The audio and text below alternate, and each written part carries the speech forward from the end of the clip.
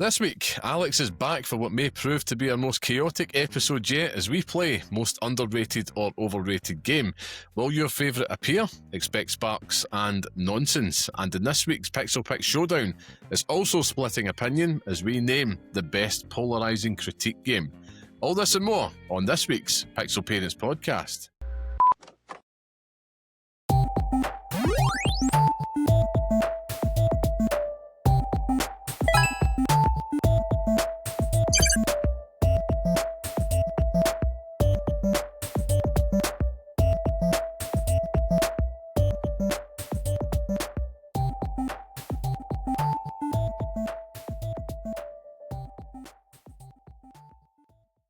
Hello and welcome to the next episode of the Pixel Parents Podcast, the show that discusses all things gaming from the perspective of parents. I am your host, Liam Kelvin, and today I am again joined by the veiled one, Alex. It's always a pleasure to welcome you back to this show, Alex. So good. You've done it twice. How are you doing? Yeah, I'm very well, thank you. Nice to be back again, giving you a nice break from the bearded one, the tastemaker. Yes, indeed. We, of course, Sure Scott. Aye, we all miss Scott. You know, who's going to provide some, grouchiness on this show other than the final dab when he makes an appearance? But yeah, he's he can't make it this week. I'm afraid he's medically unable to join us. The problem is, Alex, you see, it's his arse that's broken. It's got a big crack in it. So that's what it is. So he needs to get a new one. Sitting on it too long. That's it. Just best wishes to Scott. I'm sure we're all together with him in this moment where he needs our hopes and prayers. I'm just here to continue the Taylor's Revenge Tour 2026. So, yeah. Respecting big things. I'm sure he's sitting down somewhere with his new arse and he's just shouting at Spotify or YouTube just now what we've got lined up for him this week. But yeah, how you doing anyway this week, man? All good? Aye, not too bad. Been a busy week, but surviving. Aye. It's just that time of year. Aye.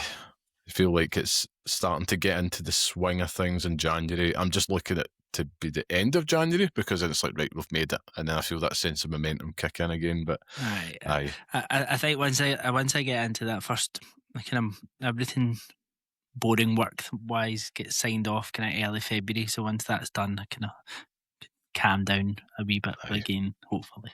100%, man. And I've wanted to get your thoughts on something big that happened this week, right? Because you are the man to ask about this. You might know where I'm going, but it's some Lego Pokemon sets, Alex. I want to know what your takes are on these very pricey sets. My key take is I'm really glad I'm not particularly a Pokemon fan, because it's 580 quid for a diorama with 3 Pokemon is just fucking ridiculous. I'm sorry, but that's madness. Absolute madness. I saw someone on Blue Sky, I can't remember who it is, but it might have been Alex Donaldson, I think, at Eurogamer, but he was saying how they should have split it up into 3 individual sets, seeing as they all click together anyway. For those that don't know, it's a massive Blastoise, Charizard and Venusaur, and it's 600 quid. So you could buy 2, I suppose, if you really wanted to, but for something that is for the older kids but really targeted towards, younger as well, that is pretty steep, man. Better off just saving up and getting a Millennium Falcon. Yeah. I mean, just don't come at me when I come back on and it's behind me here. But it's no, that one is absolutely not going to happen. I mean, I'm a sucker for many things, but like the 2 things Lego have announced this week, neither of them interest me. So that's quite good, because the whole smart brick thing's just like, nah, I'm absolutely not for that. It's not what I like Lego for. I always feel it's kind of failed if you need to Google it to understand more of it. Like the best products are the ones that you just get when it's communicated to you.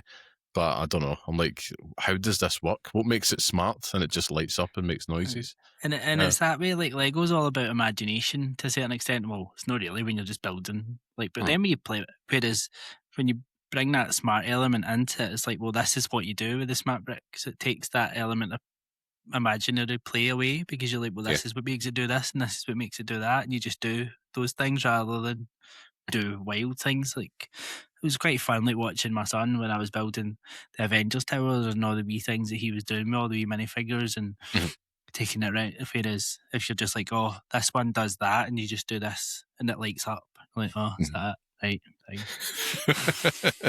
Aye. What else does it do? I know what you mean. It's interesting times though, man. I have no doubt that it's going to sell out, and there was like Kanto badges that came with it as well. That are already getting resold apparently. But you only got them if you bought. So you only bought them if you bought the £580 set, but only got them if you bought the £580 set from the Pokemon Centre. It wasn't even from Lego for the badges, I'm sure. So it was like they see you coming. Aye. And then you could get the Pokemon Training Centre or the Pokemon. But that was only if you'd enough insider points to buy it, which was the same as I done with the blue shell. So I had enough insider points to buy the blue shell when the Mario one came out. So I've still got that in the box. Nice. But I don't know if I've got enough points. If I've got enough points, I will buy that just because it's what it is and leave it in the box and sell it at some point. Why not? Yeah. It's just Lego they know what they're doing. They absolutely know what they're doing, but at the same time, they could make even more money if they thought about it a wee bit more. I know. It's a frustrating thing, particularly for fans, because I think there was a lot of hype when it was announced, but the Pikachu and the Eevee sets just look a bit odd to me. Like, they don't look particularly Lego to me. So, I don't know. It's strange. I feel that they look a little bit more like, what's the word for is it Duplo? I think it is. It looks just a little bit more like that. Probably a bit more targeted towards kids, those ones, I would say. But alas, it's not something that's going to be on my list. If there's one Lego set that I want, Alex, it's that Jurassic Park Tyrannosaurus Rex fossil, like the big I've full nearly skeleton. bought that one a few times because I thought it'd be quite nice in that shelf along top. I could move them. I very nearly gave it a home at Christmas. We went into Smith's, the Glasgow Fort, as you do, and it was there just behind the glass. And I'm like, why don't you just come home with me? But I couldn't quite justify it. But one day, we'll see. That is one I'd be very tempted by, and I think I will get eventually. You should. It's a belter. You know me. If you ever need any encouragement to buy something expensive, I'm your man to talk to. I'll always encourage you. But in fairness, I'm fairly similar. So aye. Had influences together. Yes. But let's get some housekeeping at the road, and we can crack on with what we've been playing, and then get on with Taylor's Revenge Tour's continuation. But of course, for those listening, this is the Pixel Parents Podcast, a weekly podcast by parents who game for those who do the same, where each week we discuss all things gaming while raising little ones. And every Friday, you can listen and see your old dads talk video games on YouTube, Spotify, and Apple Podcasts. So please subscribe to us on YouTube if you're not there already, so you don't miss our mugs. And if you want to be part of the show, come say hello. Share your thoughts with us at pixelparents.bsky.social on Blue Sky, or write to us at pixelparentspodcast@gmail.com. And finally, if you want to support the show, you can join our free Patreon so you don't miss an episode. You can chat with the community and get some bonus shows all for free at patreon.com/pixelparents. And I should say, there'll be more on the way there. I think we've been a little bit disrupted at the start of this year with that, but once Scott's back with his new backside, there'll be some more bonus shows there for you to enjoy. But yeah, whatever you do, if you leave a 5-star review, share it online with your friends, whatever you do, it helps us out. So thank you to everybody that joins us each and every week. So, with that out of the way, Alex, what have you been playing this week? Well, after last week, I've told you I've been playing Yakuza Kiwami, and I've finished Yakuza Kiwami. Nice. So, played quite a lot more of that and absolutely loved it. Obviously said a lot about it last week, and it just kept delivering and got better. And I'm just like, did I go straight into Kiwami 2? I'm like, no, that'd be silly. But I'm like, it's only a few weeks till Kiwami 3, so I really should. But yes, I've played a bit with that. But also, and I mentioned this last week, it'd be interesting whether you picked it up or not after talking about it. I've played a hell of a lot of Deep Rock Galactic Survivor again. Yeah. It's there. And streamed it again. And so, yeah, it's been fun just doing that. And I've focused more on the excavation mode that they brought in 1.0. Yeah. which is just slightly different twist in the gameplay, and I'm like, oh, I could do it. And it's just that really, really frustrating and addictive gameplay loop where even when you've completed the objective, you still need to get to the exit. And a few times this week I've died trying to get to the exit, like right on the last bit, and you're like, oh, you bastard. Like it's, but then you're like, I'm just going to need to try again. I'm just going to need to try again. So I actually was quite successful when I streamed it. I'm sure I completed one of so the way it's split is you've got like your main levels and then you have a gate to open up the next set of levels, and I did one of the gates, and I'm sure like that was where I finished, and that was quite nice. So I'm going to keep going with that. But such a good game. I've got it there. I took your recommendation, both of them. I've loaded them up on the ROG, and they're waiting. They're waiting on me because I did something foolish this week, which I'll get to. But before I do it, you mentioned streaming there, Alex, and you know, the Final Dial loves a shill here.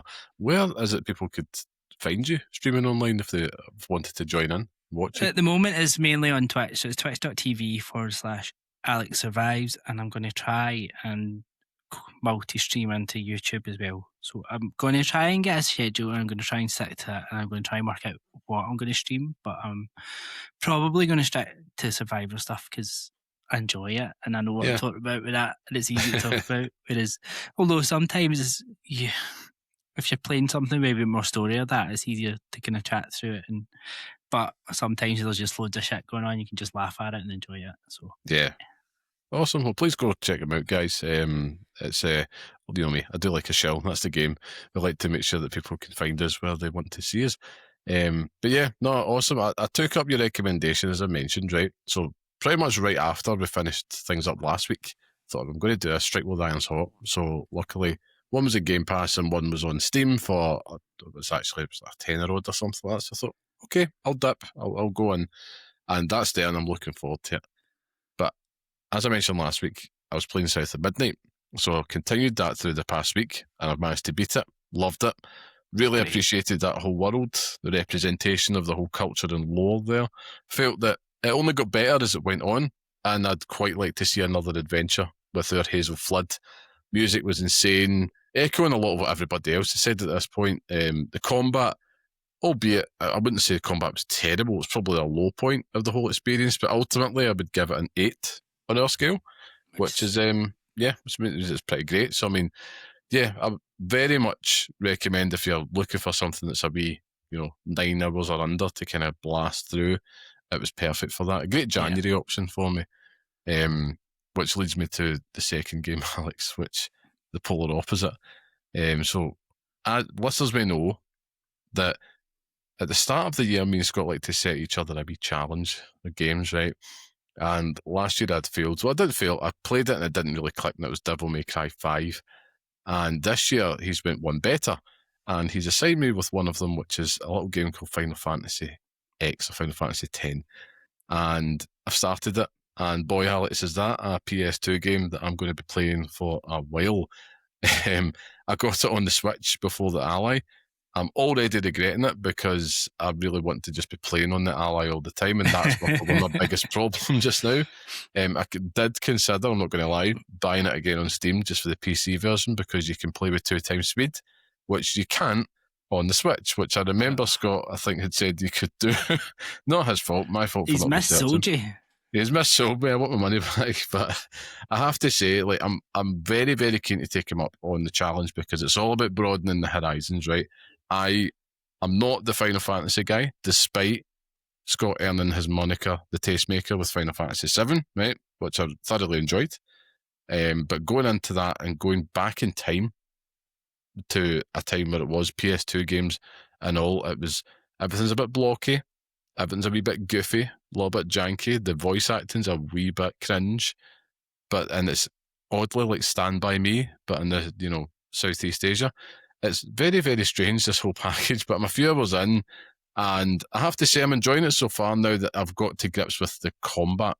And I think the reason it's been set to me as a challenge is because of how much I enjoyed Clair Obscur Expedition 33. Yeah. We gave it Game of the Year last year, but there was the combat that carried that through, and I can see where that influence is showing through. for Final Fantasy X. Is it a game that... Are you the Final Fantasy guy, Alex? Might I ask, have you played Final Fantasy X? I mean, it was something I was going to bring up later. So, I mean, all right.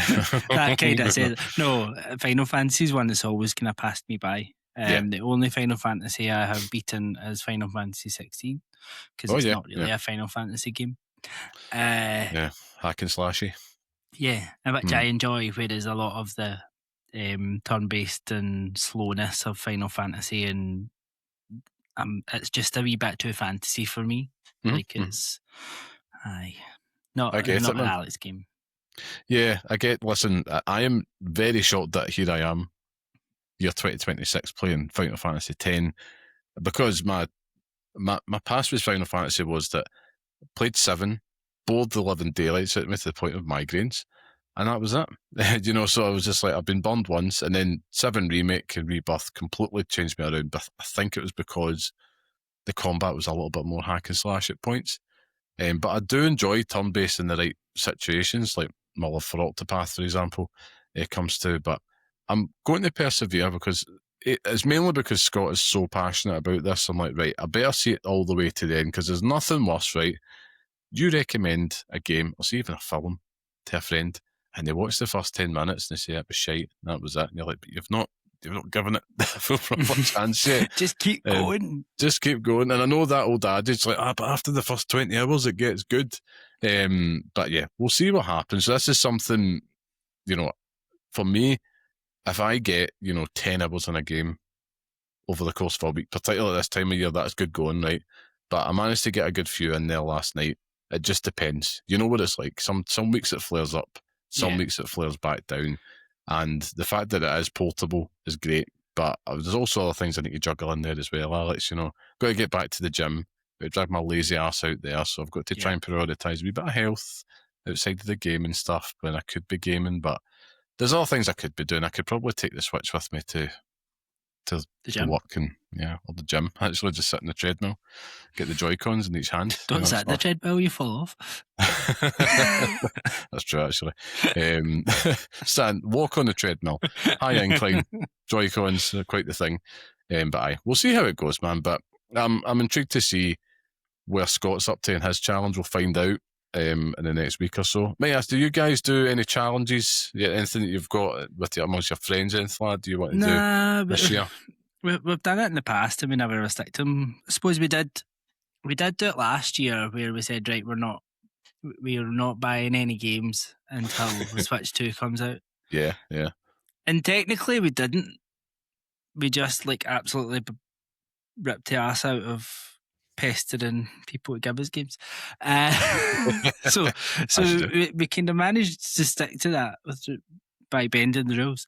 But we still stuck to it. But now we haven't set any. We set a few games where we think what we're kind of been doing recently and over the next few weeks in the Mimics Vale is kind of doing more of the games that define us type thing. Not games that define us, but what's a Ben game, what's a Lewis game, what's an Alex game, and it's we're coming up with a list and the other two have to kind of guess what's on those lists. Yes. And so, not a wee spoiler. But in the back of that, we're kind of coming up with other games that the way you and Scott have done of try these, try this, try that. So there's a little bit of that coming up, and there's a few that I need to go and play. I did try and write a list of the games that I not missed in 2025, but games I had on my list to play in 2025 that I never got to. Yeah. And it was very long. Oh, yeah, well, it always is, isn't it? If you can't indulge the backlog because it will always be gargantuan. There's always ones that you miss. Always. But they're not even ones that the ones that that it's not even that you've missed. You're like, oh yeah, I'm going to play that. And so you forget how many of them are it's that's installed and that's installed and that's fuck, give up. Yeah, I know. I think it's always very interesting because it's you're trying. I always look at it as it's like a growth opportunity, without sounding like LinkedIn patter here, but it's it is right to broaden your horizons as a gamer. It's good to kind of dip a toe into genres you might have tried before, not liked, and then also ones you might have very little experience in, because we can't play them all. You can't play them all, but sometimes it's a mood thing, sometimes it is just off the back of recommendation, sometimes it's a January thing, who knows. But I think I always find at this time of year, before it gets into silly season, with a lot of big hitters that you're desperate to play and excited about, you've got a wee bit of time, and I'm like, right, well, let's try to do something different. How am I going to stop myself from replaying Arkham Asylum over and over again? That's basically always my objective here, Alex. But it's interesting, and I have to say I'm very intrigued to hear how Scott's got on, because I know that he has beaten one of the challenge games. I'm not going to say what, but I know he's going to absolutely hate it. But if you can turn that man's mind, if you can turn any of our minds, then it feels good. I think it does feel good. But I want my tastemaker moment, Alex. That's what I'm after. Just one win. That's all I'm after. Wonder how he's getting on with that. Not playing any day one games. Oh God. We'll ask him again when something like Neo 3 or something like that comes out. He loves a lofty promise, but the thing is about Scott is he will dig in and he'll stick to it some way, shape or form, but we'll see. But let's say more on him next week, I suppose. He'll be coming back with a bang, that's all I'll say. Watch this space, because he's got some good news to share. But yeah, outside of that, man, it's just been pretty much all the same. I think my son has been really, really been screwing the nut at school. Not that he hasn't, but he's been really enjoying it a lot since going back. And we've been using games as an incentive for him. I thought, right, how do I get the old dad hat on here? Yeah. If you do that, son, you'll get this, and blah, blah, blah.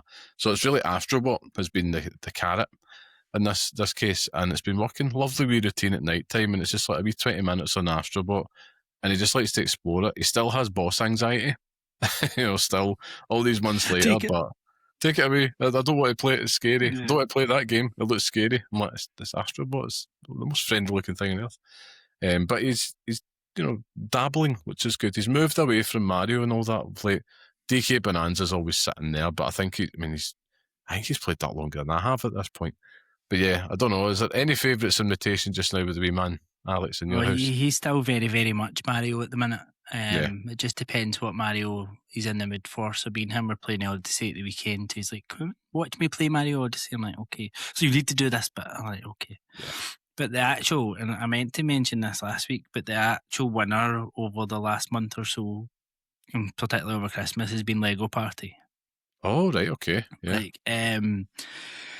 So we've been playing that in the Xbox, and that's probably been a similar thing when he's done something where he's doing everything he's supposed to do, and he's like, can he get his Switch time and stuff, and that's all fine. But like, if he's kind of gone a wee bit over, and he's been really good, not really good. That sounds like, oh, you're really good, and I'll let you play a game. It's not like that at all. But it's like, if I think, all right, okay, come on, we'll treat, and we play that, and he loves it. But it's really, really good. Like, I was quite surprised at how good it was, because it is essentially Mario Party in a Lego skin. Like that's what it is. Right, okay. But obviously on all consoles, crossplay. But the mini games are great. Like they're just, you don't have any of the faffing about with motion controls or anything like that. So you don't need to go and say like it's glued this, it's glued that, because you don't want to be fanning about with Joy-Cons and whatever. But it's all just wee simple things. It's like one of them is bowling, but you're like a Lego minifigure on a bowling ball, and you need to go down this wee track, just going left to see how many pins you hit, and then it puts you into two teams, and you're essentially playing ice hockey against each other. It's who can save the puck from going through 3 times, or there's loads and loads. I mean, I could say here, but it's funny in terms of you expect from like kind of Lego humor and that side of things. The actual board game side of things is quite good in the characters that they pull out and the different things that happen. And then if you're just doing like all the mini games, you can do just like basically give me 20 mini games and you play 20 mini games in a row and see who's wins. So it would have, basically it's up to 4 players, and it just fills the other 2 in with just with bots if it's, or CPU players. Yeah. If there's one of the 2 you playing. Yeah, I even got my husband to play, so the 3 of us played it. That's how'd that go? That was good actually. Yeah. He was a wee bit more competitive with my son than I I was, but I was winning, so it was fine. But I'd highly recommend it as a family game, like for something as an alternative to Mario Party. I definitely prefer it to Mario Party because I just think it's a bit more accessible and a bit more like there are more difficult mini games in there definitely are, but you can tailor it a lot and it gives you a lot of different options for like the type that you can apply, and they're very, very good quality mini games as well. I would say much better than I expected it to be. Excellent. I'll need to go check that out because we've dabbled with Mario Party, picked that up over the Christmas break. You had some Christmas money and tried to play it with them, just the traditional mode, and I forgot how long and drawn out it can be as well, which is a nightmare when you're sitting with a 5-year-old. Yeah. But, I suppose it's the Mario mascots and all that kind of keep them, plugging along within it. But it's really difficult because I've got like Super Mario 3D All-Stars. So I'm looking at it in the shelf here, and I've got the physical copy, which I might as well just gift him at this point because he keeps on nabbing it off, and it's like, right, I want to have a look at this, and he's like taking the insert out and all that. I was like, oh no. But he looks at Mario 64 and he wants to go back and play it, and it's just like, it's too old. It's just not really up to the modern standards. It's really difficult to play for a young kid now. And don't get me wrong, there'll come a time when he probably could, but if you're still getting used to actually controlling stuff, it's a bit difficult. So I suppose games like Mario Party, Lego Party and all that, I can totally see the appeal, because they get to engage with it in a way they otherwise wouldn't, which is fantastic. But yeah, I'm not sure what the next big family game is. It's on the horizon. I've not really checked, to be fair, but I was having the thought, because I was saying to Scott actually this morning, we need to go back and beat Split Fiction. And I was like, I can't wait for the day, and it's years away, I think, where I could actually sit down and play that through with him. To be fair, I think it'll be quite a good laugh. But it's user dependent, like they'll all get to a certain level with games at different times, and I know he's going to take his time getting to that point. If I tried doing it now, it'd be Tantrum City, man. It's just not I know. I was actually speaking to someone earlier about that kind of thing, and I was like, my son, he enjoys games well, but we're not quite at that two-player. We're not quite at the two-player stage yet. And I don't quite have the patience for where he's at. We're nearly there, but we're not quite there. It's just going to take a wee bit longer. But you just know. I was like, no, we're not ready for that. I'm sorry, we're not ready for that. It's like, no, well, we're going to take it easy here and avoid any tantrums for the meantime. But yeah, totally get it, man. Like, it's interesting because I remember, see when I was 8 years old, and 3 years off, or 2 years off, I suppose, actually, we're 2 and a bit years off for years now. We're playing games like Oddworld, or, even trying to play Final Fantasy VII, Metal Gear Solid and stuff like that, and you would kind of pass your way through it, but I'm like, I don't know how that would fly these days. Like, that generation of games in particular, I fear might just be like, you put that in front of a kid, unless they're really into it, they're going to be like, what the hell is this? And just, get that in the bin. I want to play something with higher fidelity, which is a shame. It's a shame. Because all I get is, can I play Roblox? No. Can I play Roblox? No. Yeah. For next Christmas, can I play Roblox? No. Yeah, it was like, I'm with you. It's just like, no. Yeah. It's like, it's constant. That's all the kids at school talk about, and all he wants to play. I'm like, you're not playing Roblox. No, it's not happening. I'm the same. There's a hard ban on it in this house. Just heard too many bad stories about it. I thought there's better games to play. Yeah. So, if he's going to play shite, it's going to be good shite. Not in this watch. You know what I mean, man? But anyway, I digress. I think it's time for us to move on to the main topic this week, Alex. We're going to be playing, I've titled this one actually, a little game called Underrated or Overrated Volume 1. And I say that because this is something that we could always jump back to. And I'm sure there's going to be some rebuttals out there from Scott Curry at some point, but this is going to be a spicy one, folks. So we're going to be going through some of the most played games ever to declare whether they were underrated or overrated by critics and players alike. So expect fireworks. Now, the rules here are simple, Alex, right? Just nice, one at a time. Name your game, state if you think they're under or overrated and why, and we'll just see how that lands. But I'm going to invite you to go first because this is now going to kick off. First. So, do you want me to go first then? I'll go first this time. It's fine. Aye, you go first. I went first. I'll go first. Okay, that's fine. I'm going to kick off with a nice, easy one, right? The coward's way out. Because I've got a nuclear bomb in my back pocket here tonight. But I'm going to kick off with an underrated one. Right. And it's one I've mentioned before, but I feel like it was so underrated I must fight its corner. And that's going to Immortals Phoenix Rising. It's on my list as well. Excellent. There we go. So is it underrated or overrated in your list? Underrated. Excellent. So we're in agreement then. That's good. It's never going to be overrated, is it? No, that's no. You couldn't overrate that game if you tried. Just what can I say, man? Like one of the best Ubisoft games released from that team that made Assassin's Creed Odyssey, and I don't know, it was blighted. Probably for being a Ubisoft game, yeah. But also I think it came out at a terrible time of year as well. But it's one you always see it in sales, and I'm like, just pick that game up, guys. Like, especially you talk about January games, that is like a quintessential January game. It's so chill, lot of charm. If you like games like Breath of the Wild or even Assassin's Creed, this is the game for you. You should absolutely go and pick it up. Not enough people played it. And yeah, the streets just let this one down a wee bit, Alex. That's what I'm going to say. I mean, Ubisoft will literally give it to you. They will. That as well. Yeah. That's how much they want you to play it. But I really enjoyed it. I mean, it was as you say. I think it was maybe about this time a couple of years ago that I played it. And if I had one criticism of it, I think by the time I got to the end, I just thought the last bit was just a wee bit too long. But overall, I think was it basically trying to rip off Zelda a wee bit? Aye. Was it trying to be a bit Breath of the Wild? Aye. Did it do a good job at it? Aye. Like all the little tombs and the puzzles and everything were really good. The combat was decent. The world was decent. It looked nice. The music was good. Like it deserved a lot more attention than it got. Yeah, I'm with you, man. Like it's definitely one there. If you're listening and it's like, maybe I should dip a toe. If you see it on sale or if you see it for free, pick it up. You're not going to go wrong with it. Especially, I think it's a very good palate cleanser game. If you're in between stuff, and even if you finish it or not, it's just a lot of fun to be in that world. It's colourful, it's bright, and it doesn't really ask too much of you. It does have difficulty options in there as well, so you can make it as casual or hardcore as you want.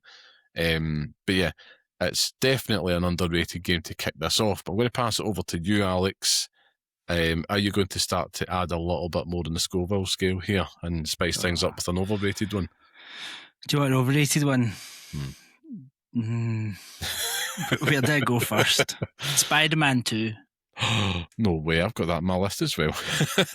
Spider-Man 2 was shite, right? Yeah. There's no two ways about it. Miles Morales was a very good game. Spider-Man was a very good game. Spider-Man 2 took the worst bits of each and made them longer. Yeah. And for anyone that defends that game and says it's a perfect game, you're talking pish. Like, it's fun, yeah. It's Spider-Man. Is it a better story than one? No. Is it more compact like Miles Morales? No. Is there loads of filler in it? Yes. Is there more of those stupid Mary Jane like things to go and do? Yeah. Like it's yeah. I am like kind of loving and also like really fascinated by this one, so I've put that on my list here thinking, that's a really deep cut. I don't think he'll have that on the list, but there we go. I've got it down as overrated as well, Alex. You'll be pleased to hear. I'm with you. That was one of my safe ones. Well, it's a safer one, to be fair. I think it is compared. If I look at the rest here, when I'm about to declare war on fandoms, yeah, I think that's a pretty safe one. But look, I personally love Spider-Man 2, but I'm incredibly biased as I'm a Spider-Man mark, right? So you could give me, like, I'll enjoy the film Spider-Man 3, right?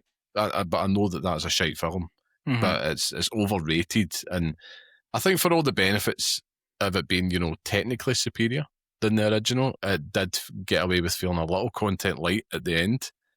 More of the same, admittedly, which, it isn't its fault as a sequel, but I feel it might have just been slightly overrated in terms of what it was setting out to do. It just, the longer I get away from playing it, the more I feel that sense of disappointment with it. It should have delivered something a little bit more grandiose, and it's clearly holding itself back for a chapter 3 in that story, and I think that's what bugged me the most about it, no pun intended.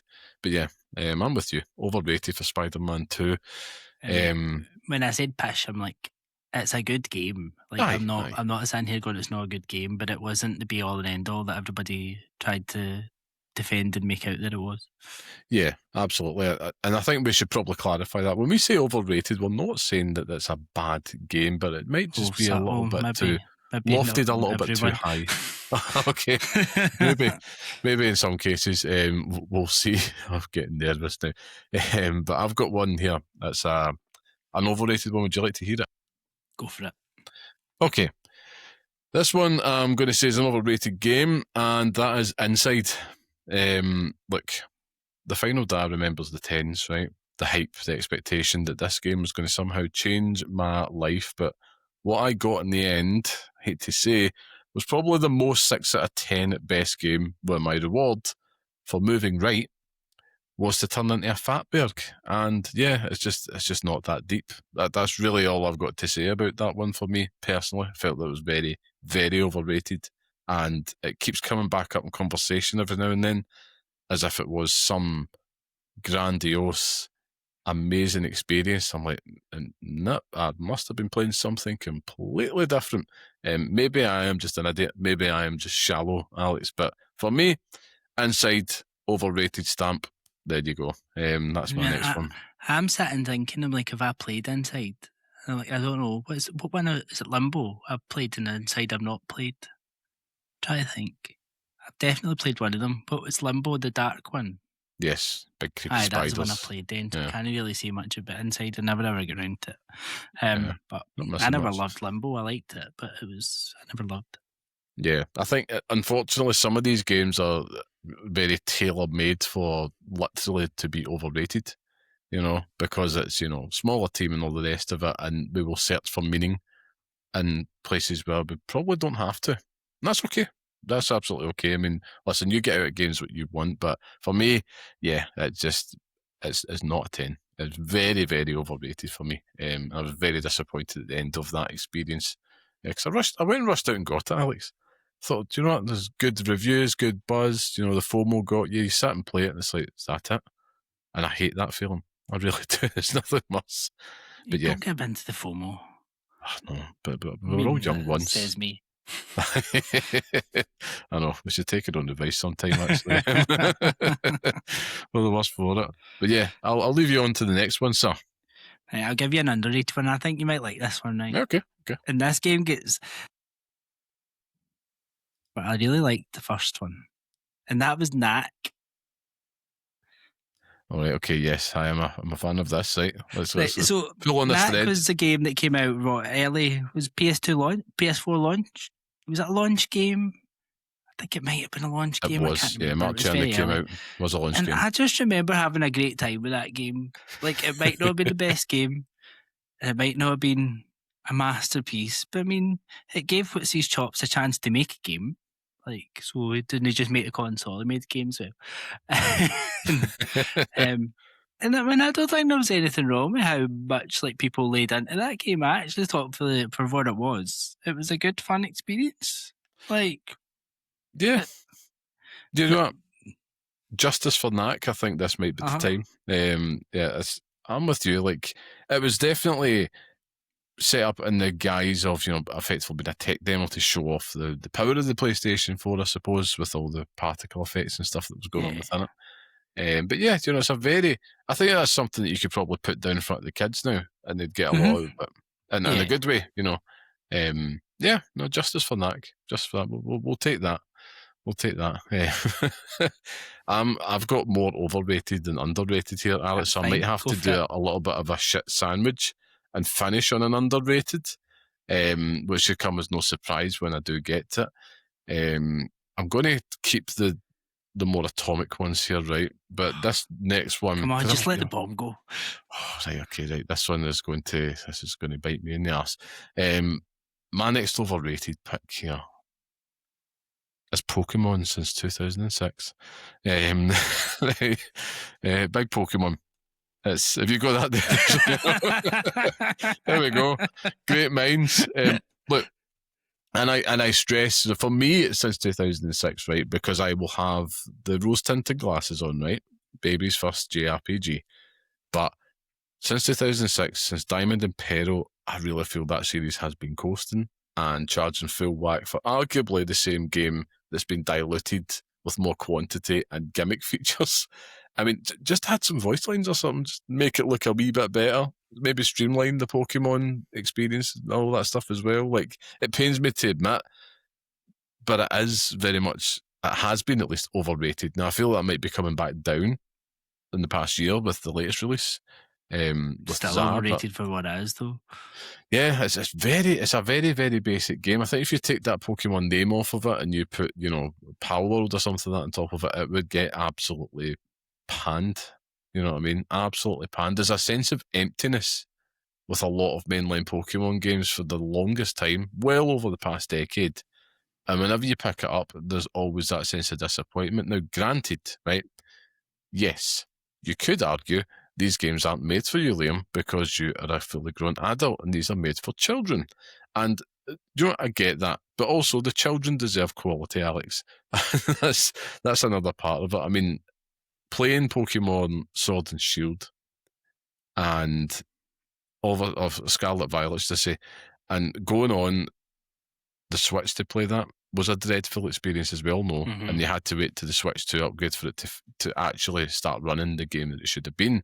But by that point, the ship had sailed. My son's no longer interested in playing that at that point. And it's like, yeah, this was a bit bollocks. And it does make you think. It's like, man, they really have been coasting. Now, they'd be better off just redoing the first couple of games time and time again, which you could argue they have been doing.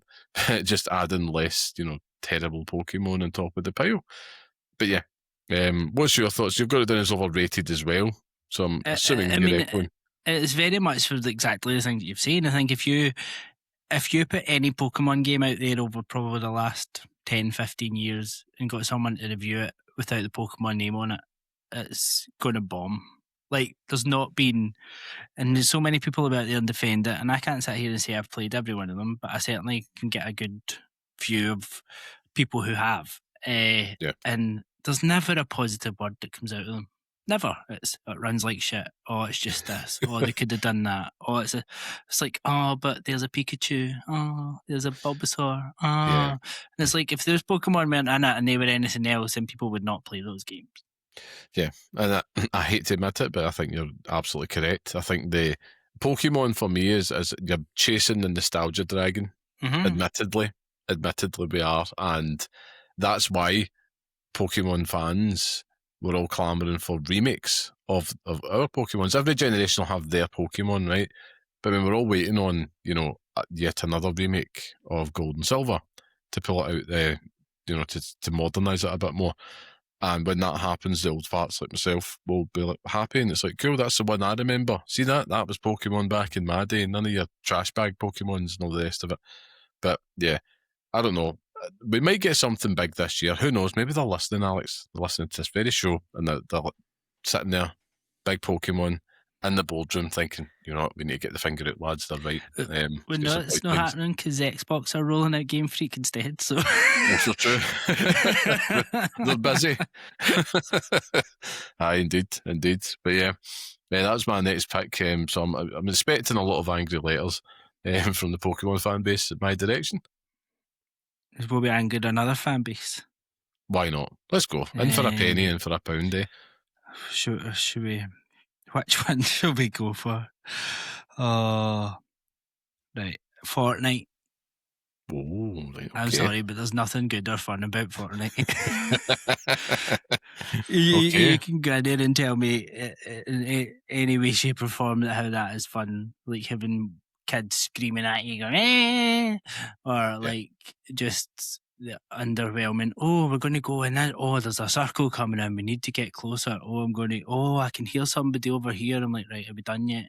Like, there's nothing fun about Fortnite, and anyone who wants to go and spend ridiculous amounts of money just to look like a cartoon character is fine.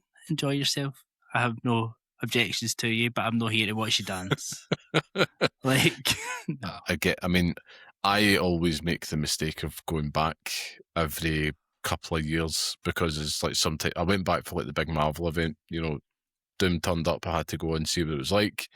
But then you're quickly realising, it's Fortnite. And then same with The Simpsons, I'm like, man, I wish they just made this and it wasn't Fortnite, because it made me almost a little bit bummed. So I'm like, look at all this. It's a living, breathing Springfield, and it's going to be just lost to the annals of time now because they'll move on to the next season. Yeah. Weird. But yeah, I don't really have any fun a lot of the time playing it. It's very frustrating, when you're trying to play a game and then you start shooting somebody and they've built a hotel. And it's like, well, how am I supposed to, progress at this point? And you just get malkied. And the whole battle royale thing for me is a little bit, it's just not for me. A little bit overhyped and overrated, I would say as well. But yeah, I get that one. I do get that one. Okay, I don't know. Well, maybe the Fortnite fans probably know that. That's what I feel like. They're probably hearing this. They go, do you know what? They probably get half out their seat and it's like, actually, he's got a point there. He's right. Let's just sit back. We're just stuck in here. That's it. We're lost. Our souls are gone. I'm here for the skins.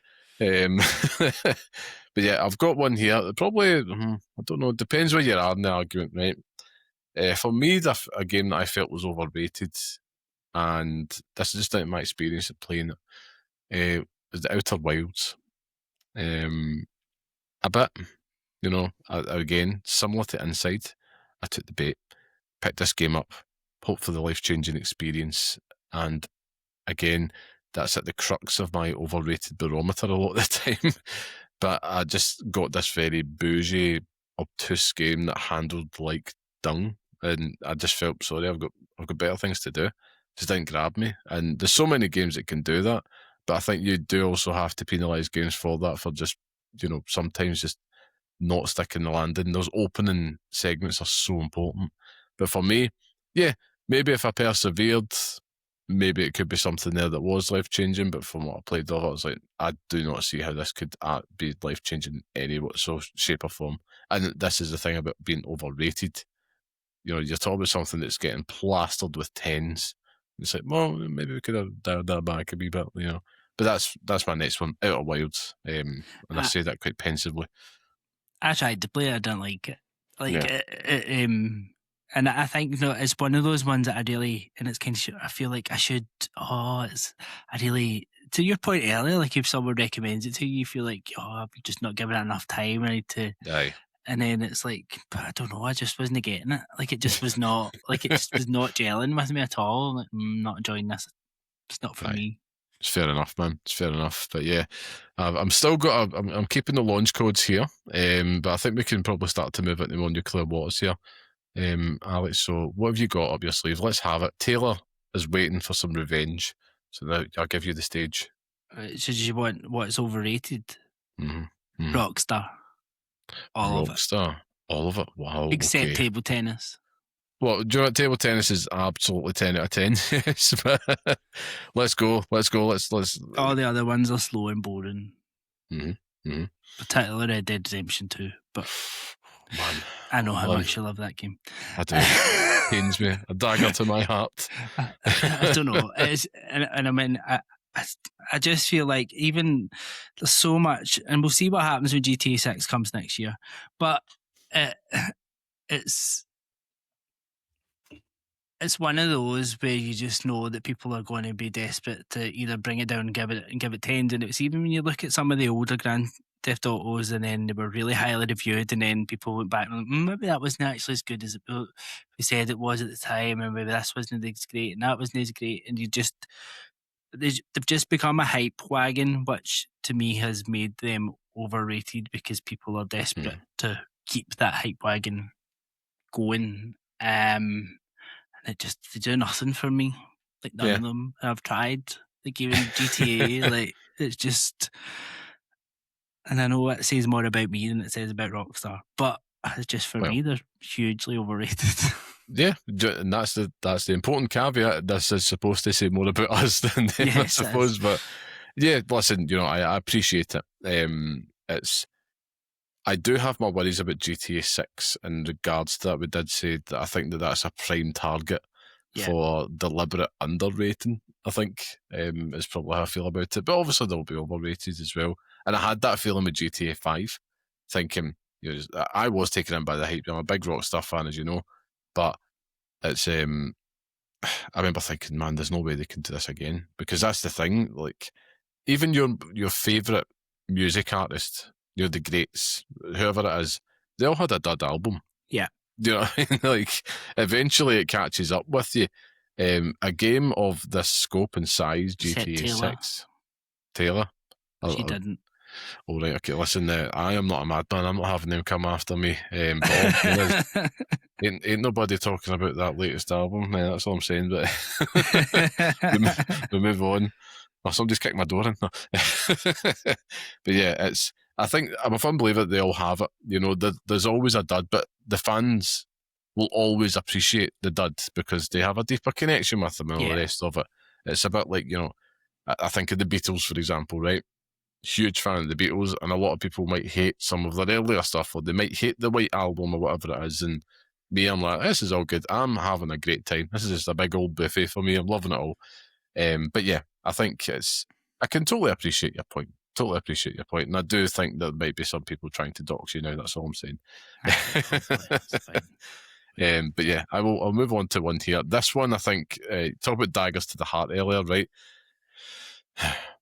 I know this isn't going to pain you, Alex, right? But I know our friend Scott Curry, he's going to be absolutely screaming top of his lungs at this one. For me, a series that I've always felt was overrated is Super Smash Brothers. I really do feel... I completely agree.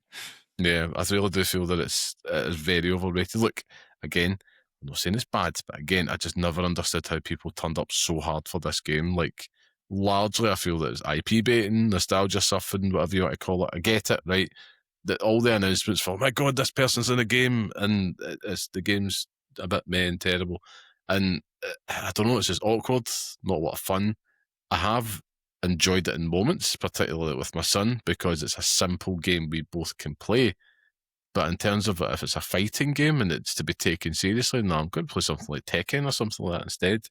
I don't know. For me, Super Smash Brothers is just, I don't know, there's better party games, there's better fighting games. I listen to other podcasts and the way they talk about Smash Brothers, you think it was the second coming of Christ, and I'm like, nah, it just ain't the case, man. And I get it. It's the nostalgia thing. It's exactly what I said about Pokemon earlier. That you're chasing that dragon, that moment. But, I don't know. Overrated for me. And I say that with a little bit of nerves in the pit of my stomach, because I know I'm going to get a text message from Scott as soon as he hears this. And God knows what else has come my way. The Sakurai fans are rabid. But yeah, overrated for me, I'm afraid to say. Yep. On to the next. I mean, there was nothing worse than a Nintendo Direct. So like, a new fighter or a new challenger approaches, and like, 5 minutes of this. I know. Like, come on, move on. It's a nightmare. Just like, here we go, another garbage segment, because it quite literally felt like a bin for IP at one point. They're just chucking everybody in. So, my God, they've got this person. I'm like, yeah, but the whole meme hype part of it, you're not part of the community, so it's just like, right, well, I'm happy for you, I guess, but this is a waste of 7 minutes that I need to hear about Sora. But yeah, it's what can I say? Those were dark times. I'm glad they're over, but I'm sure he's going to end up going back to that well in the next 5 years or so. You'll get another Smash Brothers on this console for sure, because it sells absolute millions for them. That's the other thing that I don't get. But I don't know if it is just the amount of IP in there. And it does appeal to kids, baby's first party fighting game, however you want to do it. But yeah, overrated for me. Even then, it's super confusing. I'm like, what am I even doing here? And what is this doing? And what's that doing? And the stuff just flying all over the place. And then you try and play some of the other modes, and I'm like, no. Aye. It's a very awkward and frustrating experience at times. I'll definitely give it that. But yeah, pass over to yourself. I feel like we should at least throw another wee underrated one in here just to like... Go on. So I'm going to put Psychonauts, one of my favourite games. Yes. Both of them, to be fair. I think when Psychonauts 2 came out, it was my game of the year that year. Mm. I think just such a great series, such good humour, good platforming, good writing, good concepts, good art, good music, good everything. Like, it's just... I really am I'm a big Double Fine fan, to be fair. But like just Tim Schafer come right back to the Lucas art games and stuff like that. Like he just knows how to make a good game, and the whole team do. And even then going to Keeper last year, which is one of my favourite games of the year, just again how I was able to tell a story. And I think Psychonauts for me and Little Rasputin, like it's just so unique. I think it's just maybe not as unique now because other people just do really wild things, but it just at the time, I think it.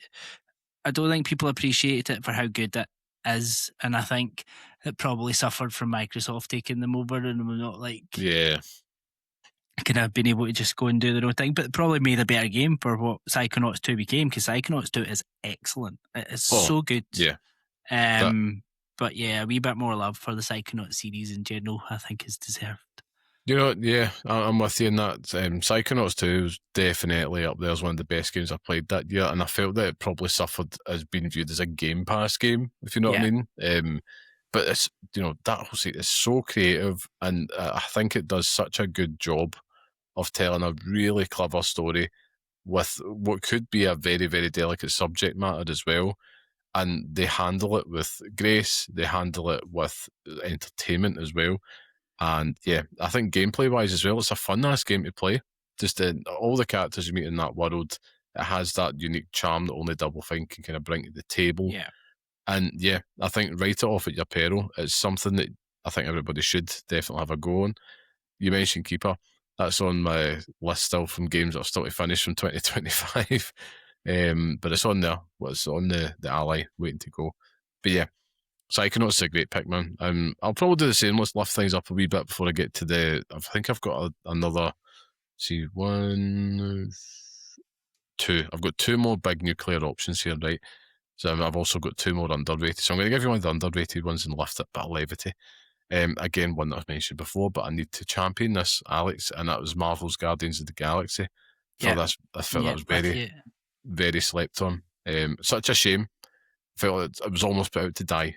Just people complain really of wanting something non-MCU but Marvel, and then when you're presented with it, all you hear is, oh, they don't like the MCU version, and it's just immediately shit canned. And what you had here was one of the most enjoyable narratives in an action-adventure game that you could get out there just now. And it's dirt cheap, and I think it might be in Game Pass or PlayStation Plus, I'm not sure. It was at point, yeah. Aye, it's well worth it. It doesn't command a lot of your time. If you are any way, shape or form familiar with Guardians of the Galaxy through the MCU, I think there's a lot of touch points there to make it feel familiar, but it's very much its own thing. And it's drawing a lot from the comics, but also taking a very original take on it as well. Don't get me wrong, I remember the first, 45 minutes of that game, and let's put it this way, right? Their Star-Lord is about a decade ahead of the Star-Lord that you'd probably be most familiar with the MCU. And at first it's quite jarring, but my God, it's so much better. I absolutely love their version come the end of that game, and their version of Gamora beats the MCU version. All of them, Drax, Rocket, you name it, and the story that it tells was absolutely fantastic. Comic fans, there's deep cuts in there, and people who aren't, there's stuff that you're going to get introduced to that you'll be very, very much intrigued by. And if you just treat it like a good video game and not a Marvel property, you'll be blown away. And it's very, very much underrated for me. One that I couldn't recommend more. So yeah, that's getting some love from me, Alex. More well deserved love, because it's such a shame that was their last game, essentially. And it's that kind of non-MCU thing, and this isn't one I had on the list, but Midnight Suns is another game that I feel goes right under the radar, and I think it's not something I have tried to play, and it's just not my type of game, but I appreciate it for what it is. And I know people whose genre that it is love it. Like, that's so good. So good. Like, and not something I would say I was the go-to guy, for Fire Access Games that did that one, but I remember just getting absolutely lost in it in a good way. Like, you totally fall in love. And it's, I have to admit, one of the most odd games you'll ever play in your life. It's really odd. That's probably right off the bat, this isn't going to be like anything else you've really played, because it's just weird in how it's set up. but once you get into it, I can't describe it. It sets its rhythm in, gets its hooks in, and it's very deep, very long as well. You get a lot of value for money out of that, and I think that just always in sale. Aye, we'll love for Midnight Suns. I'll always champion that game here. But I think I'm going to keep my last underrated for the end. As I've said, Alex, I've got a couple of overrated here. I don't know how many you've got on your list here, but do you want to take the next one? And I'll go with this one just because this is, to your point, where this is not us saying they're bad games. This is, like, for me, this is a bad game. I have no love for this game. I absolutely hated every moment I played of this game, and it's much loved. It is a much, much loved game, and I just still cannot fathom why, and that's Nier Automata.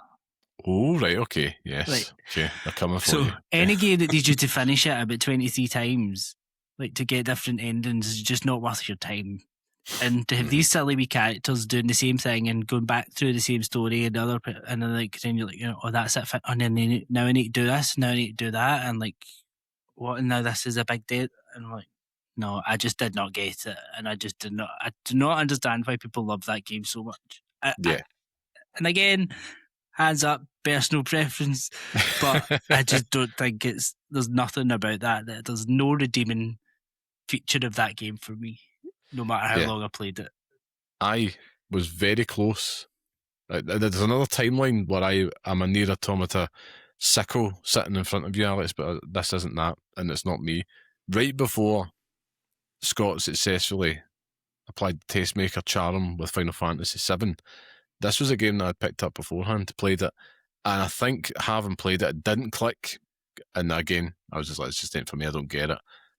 I walked away thinking, this is one for the PS2 sickos out there. You know what I mean? It felt very much of its age. Like, if you're like into PS2 Kojima era, this game I think would have been cracked to you. But maybe that says it all. You've said the key word.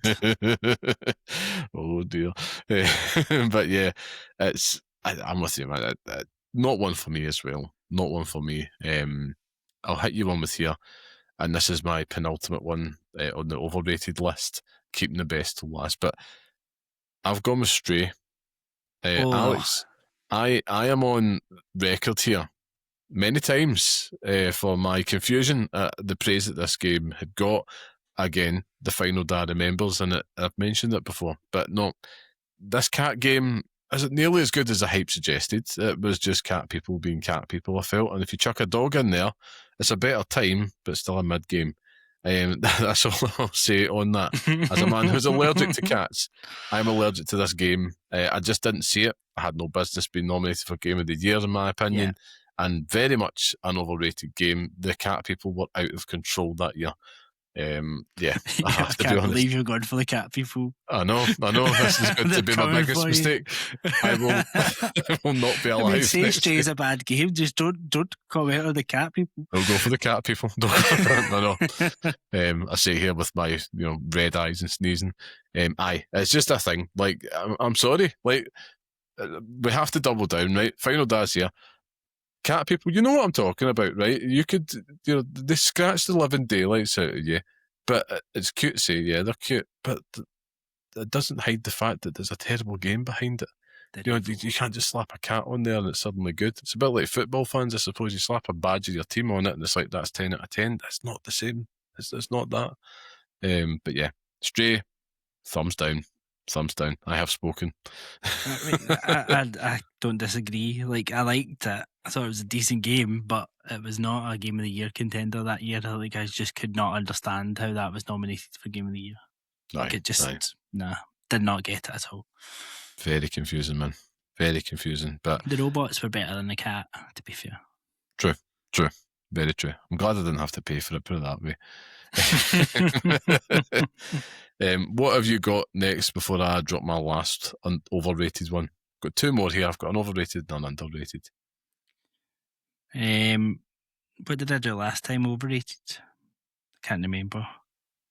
I did overrated. Let's do an underrated one. And I mean, I don't think this is underrated, but it kind of is. And my reason for,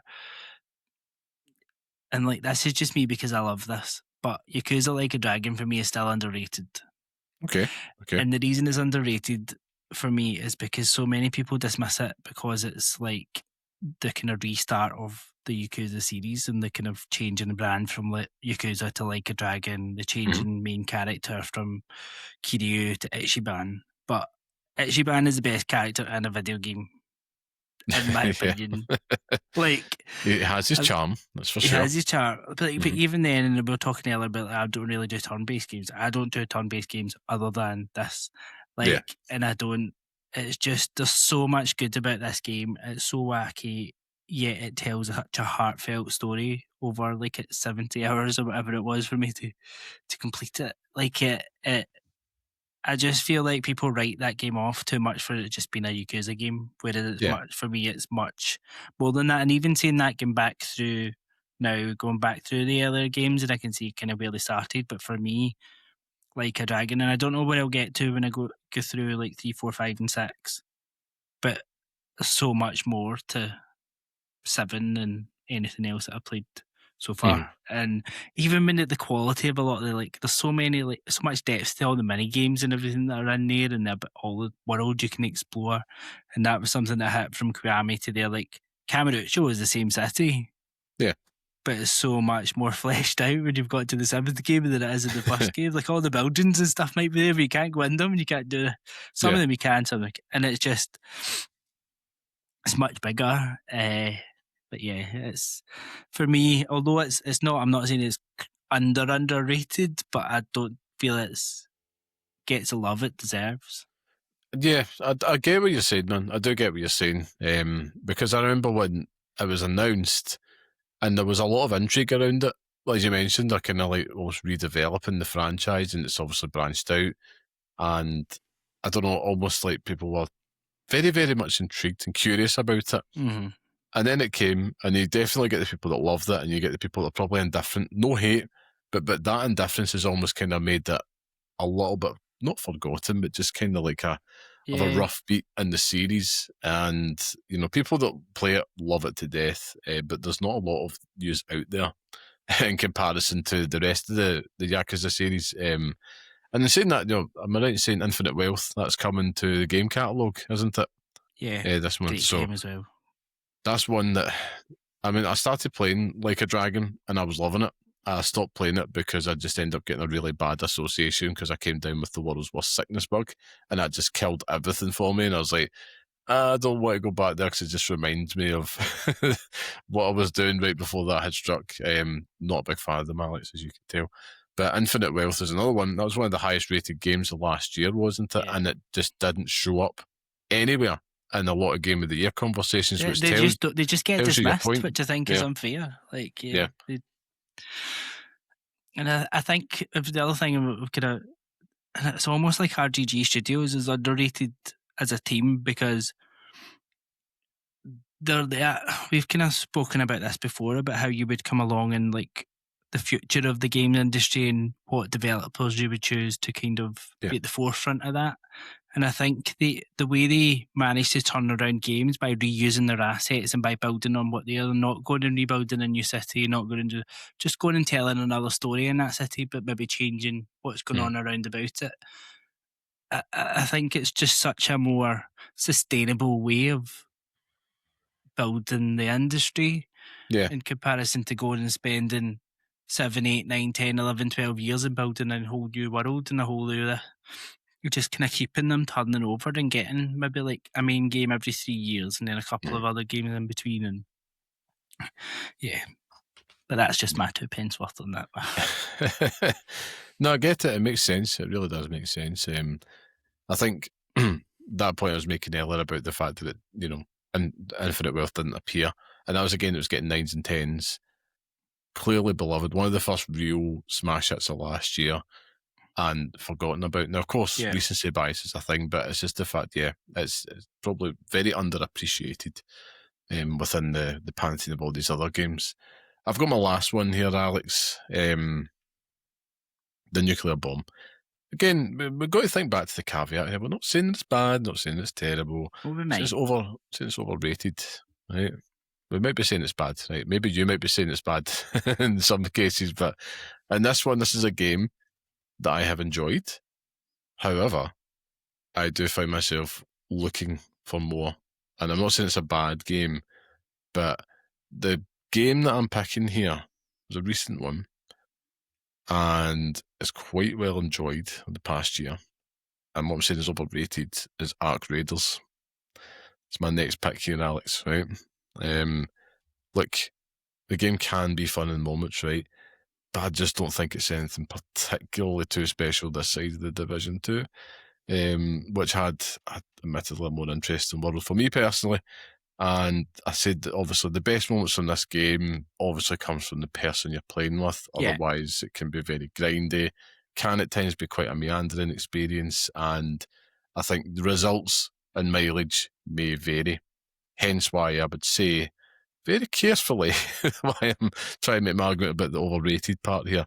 I'm not writing this off as other games. Like, it's not saying it's like Stray where I found it like it's a 6 out of 10, but nor do I feel that this is something that really carries with it a lot of the hype at times. It can, sometimes you play it and you're like, yeah, that was a lot of fun, had a good blast in it. Other times you play it, I get quite frustrated and I'm like, I wish I was doing something else, or I wish I was playing a multiplayer that could fit my, poor attention span at the best of times. One of those ones, to be honest with you, very much mood dependent, but because of that, I'm saying it's overrated, Alex. I get your point. I absolutely get your point. And the only fun I've had in Arc Raiders has been when we played it together. Yeah. Like this, me and Ben and Lewis, and I've done something stupid or they've done something stupid, and you have like the moments where you're absolutely killing yourself laughing. Like it was there was one time when we actually was trying to stream at this point, we lost the clip, and there was a guy and those two were dead, and there was a guy trying to help me back to get to the extraction point, and he revived and helped me back, and then I just turned around and started shooting him just because like why not. And the two of them just like, we were in voice chat, the two of them were just busted laughing, and it was like, what are you laughing at? I was like, I can't believe you did that. And it was like, but why not? Like, yeah, absolutely. But as you say, I think the fun is with friends. I think if you're trying to play that game on your own, like, I have no desire to go and try and play it on my own, and I know some people do enjoy the kind of solo experience, and it's maybe a bit friendlier, but I think now it's kind of lost the battle of like friendly fire. Like, I think it's just PvP now, essentially, from what I understand. Like, a lot of the kind of early don't shoot stuff's gone, which just puts me off going back to play it. Like, it just becomes just another shooter. Like, and it's a difficult one, and it's a strange one because, again, we're not saying this isn't about good game versus bad game. It's about the under and overrated, and I think some, it depends on what circles that you're in. It depends on what games media you're consuming. It was a bit like the Battlefield 6 bubble. At first, you're like, this was fantastic. Me, I just found it to be more Battlefield. Nothing particularly special, and you see it's all falling off the edge of a cliff, and there's two games that's very dependent on the back of the main competitors having a shit year. What can I say? They're I don't know how you describe it. They're the hearts of the gaming world, I suppose. I'm not sure. Oh God, I've got more people coming after me. It's okay. It was just my sister. But yeah, it's definitely one that I had a long think about it, because at the end of the day, as you mentioned, see, when you strip away the friends and all the rest of it and you're just left with the game, it's just not that much fun. And hence, that's the crux of the argument for me why I would say it is overrated as a game. As an experience with friends, it takes on a totally new life of its own. Totally with you there on that. But otherwise, it can be a very grindy evening you're in for. And I think other games get lambasted for less, if I'm being perfectly honest. Pains me to say. But Alex, I know you're sitting on something there that's going to absolutely shatter the realities of people potentially listening to this or even on this show. And I am very nervous to hear what you've got up your sleeve, because I'm all out of overrated. I'm going to wait till the final one. I mean, I still had a few, but I'm not going to get. I mean, I feel like if I came out instead Stardew Valley, then I think Scott might actually kill me, because apparently I said enough about that game last week. But yeah, that's hugely overrated in my opinion. Oh God, right. Also, I'm just going to do a wee. Right, so I might as well just read down my list, right? So I had God of War 2018, think that's overrated because, I mean, I go into a single shot, but see if you want me to go and squeeze through another one of these rock gaps in a rock, like, no, like, don't make me do that. Just let me walk. I don't need to go and squeeze through another gap so you can load the next area. Just give me a loading screen. And then for games of last year, I had one, and you mentioned it earlier, but one of the biggest and most overrated games for last year for me, even though I played it and finished it and really enjoyed it, was Split Fiction. Split Fiction, yeah. Okay. One of the worst stories that's ever been told in a game, absolutely slapped in your face all the way through it. Like, it's the sum of its parts is like, the game is not better than some of its parts. I think is probably the way I'm trying to say this. Like, the gameplay is great, the co-op is great. The best bit about that game is like the little side stories. The actual game itself and the story is dire. Basic, I would say at best. It's dire. Yeah. And like, it absolutely, as you say, it constantly slaps you in the face with it. It's not even like you can get away with it. It's like, oh, man, he stole my and this, taking my ideas, and he's stuck in this bubble, and you're like, oh. And then they're still going on about it all the way through the level. Like, how are we going to get out of here? And like, I know. It's like, just be quiet. Just be quiet. Crack on and shoot that laser. Aye, I know what you mean. But yeah. What else have you got in your quick? I mean, I did have Kojima, like all Kojima games on there just to annoy Scott. Like, I mean, he's never made a good game. Like, he is going to come at you hard for that. He's also probably going to assign a challenge. But I mean, what's your background with Kojima games? Because I've never played a Kojima game. None interest you, but and listen, I have Metal Gear Solid Delta is installed on the PS5. Oh, okay, there we go. That's a good one to start with. Gets played, we'll see, but it's installed. So I mean, that's a step in the right direction.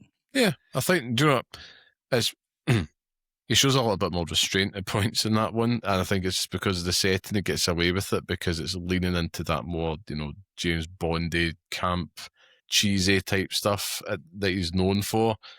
I don't get me wrong, like if that gets you, then maybe you get the hooks in. I think that series does need more deltas out there to make it more palatable for you, like yourselves out there. But I totally get it. Like, if you're not like a fan of Kojima and his work, you're not going to pick up Death Stranding.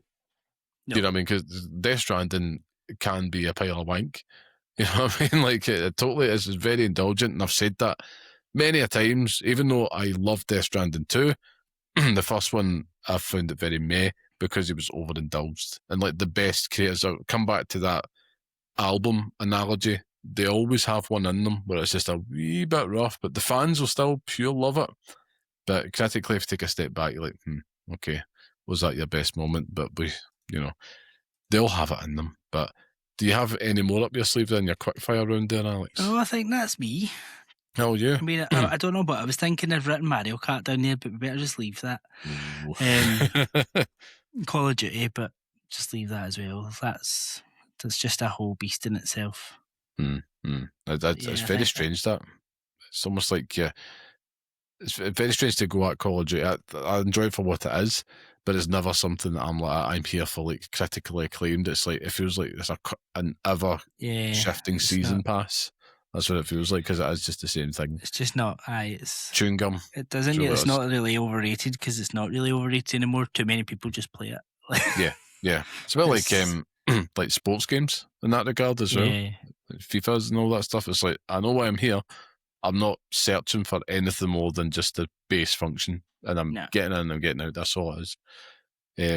I've got an underrated one to finish on, and one that I admit I am incredibly biased towards, Alex, but I think that whilst I have my soapbox, I may as well just try get more people on it. Better not be Marvel Snap. It's not Marvel Snap. Overrated. Garbage. Boo. Why can't I stop playing it? Somebody help me. I have to, you've got me started, but I've recently become collection complete in that game, so I have every card in the game, which is shameful. Impressive, but also shameful. God knows, I dread to think, man, but that's the only thing. It's the sunk cost fallacy. I can't put it down because of everything I've put into it. Anyway, I digress. My underrated one, I want to wrap this section up here, has to go to Power Wash Simulator. Alex, I just feel that the Church of Power Wash Simulation out there just needs more members. And you know you've got me. Yeah. Hook, line and sinker. Yeah. We believe in the power of the Power Wash here, Alex. And yeah, I just feel more people need to go into this game. It's been slept on. Don't know what it is. And I'm not saying that hardly anybody plays it. I just want more people to have a lovely evening sitting there with their podcast. Power wash with us. Come power wash with us, that's it. You can also do it multiplayer, yeah. You can do big things together. We've done that a couple of times. It's actually quite nice. Because you just sit and like, you go and do that bit and I'll do this bit. You're just chatting away while you're cleaning the side of like a playground. Like, I'm waiting a different nozzle.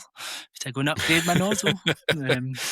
You do have to upgrade them nozzles, I have to say, but it's a strange one. Whenever you tell people about it, they look at you as if you've got something growing out your head. Listen, I get it. I was once the same. Yeah. But then you give it a go. And yeah, I think we always talk about, games being very good for the old brain, the mind and all that. And that's one of those games that is just really good just to zone out. You're doing something with your eyes and your hands that's, not going to be destructive or anything like that. Yeah, Power Wash Simulator all the way to go, man. You're cleaning stuff, And if you're not doing that, they say that that's good for your brain, cleaning stuff up, cleaning the room, cooking, whatever it is, but you could do it virtually, without actually getting your feet wet, so it's not to love. So yeah, that's my last underrated one. And I'd be intrigued to see what anybody else is listening thinks. What's an underrated and overrated game for you? Let us know in the comments. Let us know wherever you are, right in. I'm sure we're going to have Scott probably coming on next week, either in a ball of flames for some of these picks. But we will come back to this at some point in the show. That was a good volume 1 to get things up and running, Alex. But yeah, I feel like we've kind of exercised some demons, getting some stuff off our chest there, which is always good. And I didn't say that Kojima games are overrated. I just said they could be because I've never played them to make any judgment. Just clarifying that. Yes, that's a good note there from our legal counsel. just to avoid anything there with fan bases. I know. I think I'm doomed, man. I think I might have. I don't know if I went after Taylor Swift fans. I don't think I did. I think you're worse for the cat people. That's me done. But it's nice knowing you. Just you wait till Catter Day. I know, that's me done. That's me absolutely done. But like I say, I'm allergic, so I'm done either way. But yeah, I think we should move on to the next segment and wrap things up, which means that it is time for the Pixel Picks Showdown, where each week we each pick a game from our chosen theme and decide which one deserves to live on the hallowed Pixel Picks list, which is a definitive list of the best games we recommend and pass on to the next generation of gamers. Now, last week's theme was Best Bullet Heaven or Hell Game, with Vampire Survivors becoming the latest addition to the list. And in this week's showdown, we're going to be debating the best polarising critique game we think should feature on the Pixel Picks list, continuing the theme from our main topic. Now, before we get started, Alex, we're pleased to know last week's picks has got your name next to it as well, as our honourable guest. So you've got another one on the Pixel Picks list there, sir. But yeah, this one this could be anything. We spoke about it before we started. It was quite difficult. This one, it was, because you could have picked anything off that list, as you say, we just talked about. But I've struggled with this one a wee bit because you could get. It has been, and these are good ones. The thinkers, basically, all to qualify, all it has to do is either split the critics, or split the fans, or split both. That's really all it has to be. So it's just anything that we could say was quite polarising upon release. Alex, you were last week's winner, so you get to go last. So I'll kick things off this week. Well, that's good. I'm quite glad that. I'll kick things off with an honourable mention here, and this one goes to Starfield for me. I think one that does continue to divide opinion. You either loved Bethesda's take on the space adventure and you felt it was a drab affair that could have used more aliens and personality. Either way, I felt that it fits the parameters as an honourable mention for this polarising critique this week. I felt it was a very Marmite game. There was a lot of people that were either adored it, stuck with it, other people just thought this is absolutely grim. I don't want to get anywhere near this. And me, it's not my favourite Bethesda game, but it's one that I have gone back to. I still actually have to go back and finish the DLC, but I found a lot of stuff to enjoy in there. even though I can totally see and appreciate the cracks and the stuff that let a lot of people down. But you get games like that, don't you? You're like, yeah, it's okay, and I'll just kind of sit in the middle and just get what I need out of it. But not what did you land on Starfield? Not one that you enjoyed it? I don't want to spoil them, but like when I get to it in a minute. Okay, that's fine. But no, I loved Starfield. Like I Loved had it. the best time with Starfield. Excellent. No, that's what I mean. No, it's polarizing. I know, Yeah. like Scott, for example, he was probably more in the camp that didn't enjoy it as much.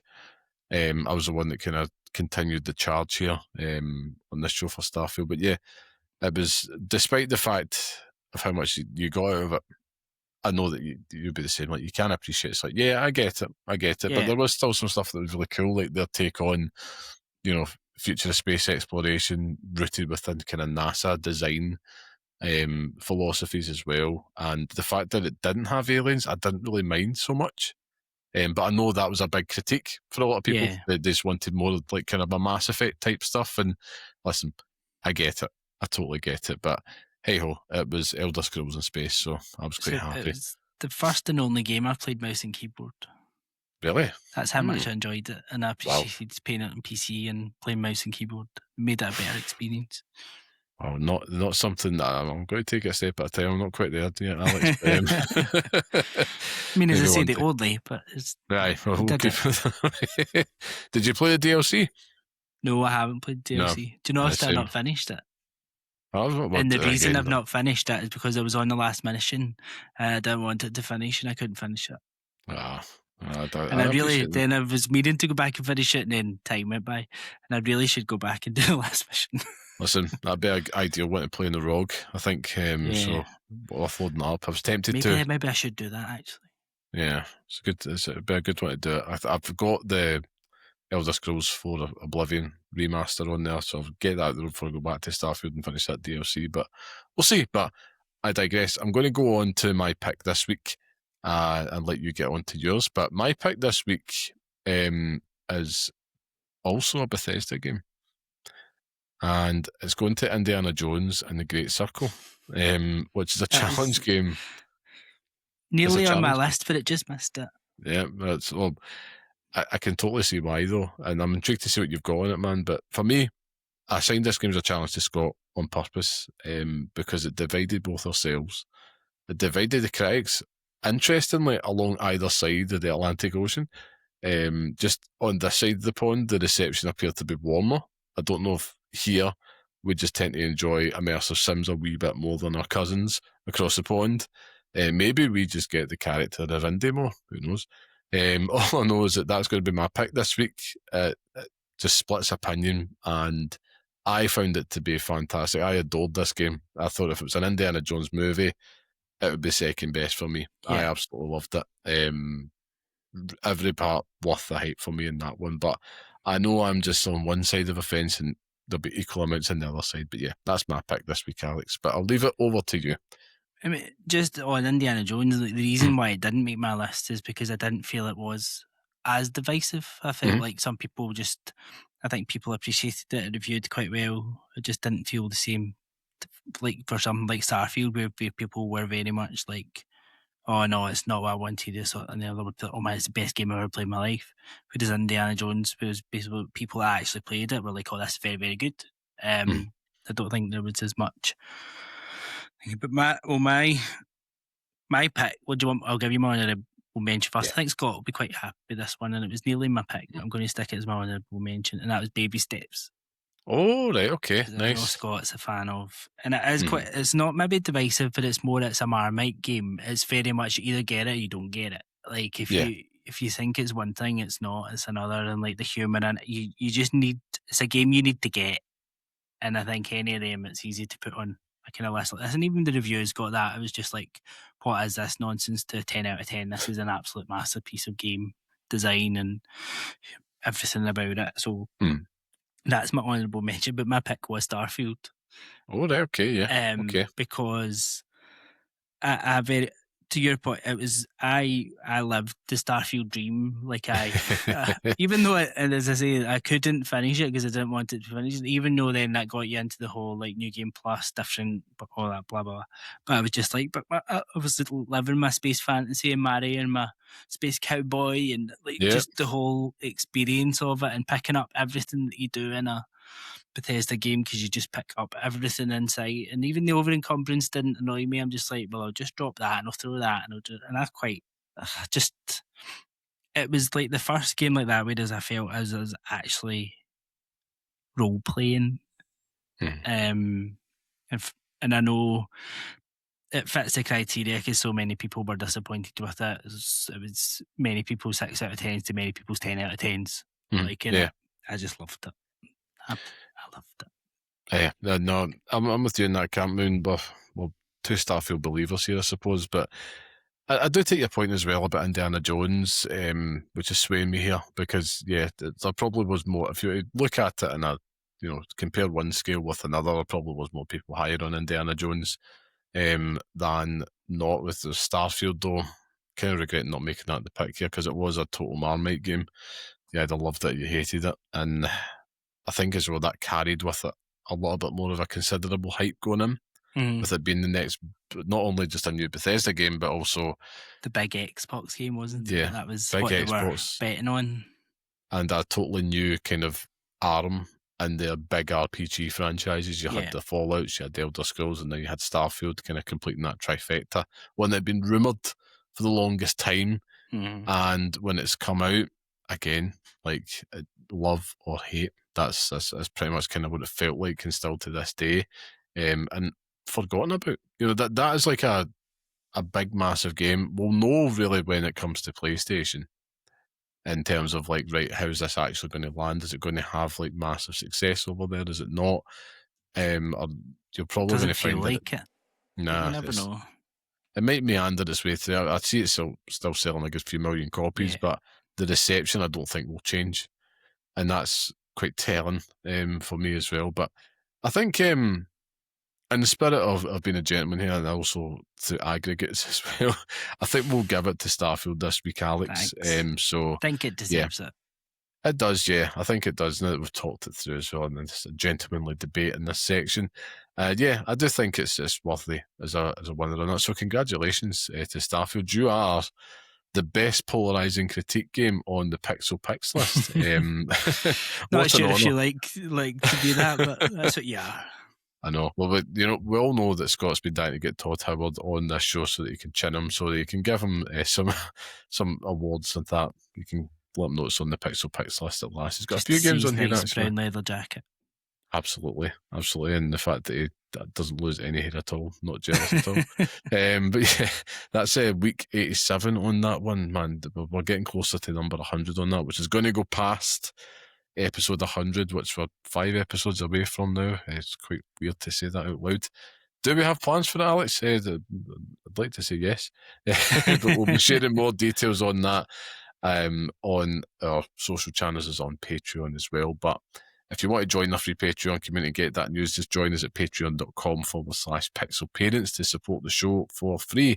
But on that note, it does bring us to an end to this week's podcast. So thank you once again for joining us, and remember to support any small independent games media out there. So if you like what you hear and enjoy the podcast, just share on social media, tell your friends about us. Whatever you do, it makes a massive difference. Now, it's test time, Alex. Where can people find you if they want to hear from you every week, including any other shows and podcasts that you may be on? You can find me on The Mimics Fail every Thursday, 6:30. Mimics Fail, new episode coming this week, or yesterday as this came out, actually. But yeah, you can find me on there. And this one was all about me, which is quite, I don't know what's the word, so like intimidating is maybe a way about it. Okay. Treat. Or alexsurvives.bsky.social or themimicsfail.bsky.social. Find me there. Awesome. Please go check them out, guys. This is your second week in a row me telling you go do it. But go check them out, show them some love. If you want to catch up with myself, I will be on Blue Sky at carmelite.bsky.social, where I'll no doubt will be talking about my Final Fantasy X journey as well as some other things. Probably just talking about Avengers Doomsday every now and then. Yeah, I feel like I'm one of the few people, Alex, that might be excited about an MCU project in the year 2026. Well, my son's very excited. He's like, Yeah. how can Captain America be back? I'm like, I don't know. I don't know, but he is. It's like, how's Thor got a baby? He's a man. I'm like, well, maybe the woman had the baby. Yeah, like, it's one of those ones where like I am absolutely buzzing. Like Secret Wars is a fantastic tale, and Doomsday's going to be leading up to that, and also lifting elements. Doctor Doom's one of my favourite Marvel characters, so it's like it's all there to play for. Yeah. I have my theories. I'll give you one for free, that they kill off Captain America in the first 15 minutes of that film to assert Doctor Doom as a threat. Anyhow, I digress. If you want more theories, you can get me on Blue Sky. But I need to give a shout out and a thank you to our producer and music man, the very talented and handsome Mr. Sean Murray. So please go show him some love. Check out his work on Instagram at barehandsdesigns and barehandsdesigns.com. And you can listen to the next episode on all major podcast platforms. Follow us on Blue Sky at pixelparents.bsky.social. Of course, write to us at pixelparentspodcast@gmail.com. But wherever you are, like, share, subscribe, all that stuff. Just play some games with us. But until next time, stay safe, stay sane, and thanks for listening.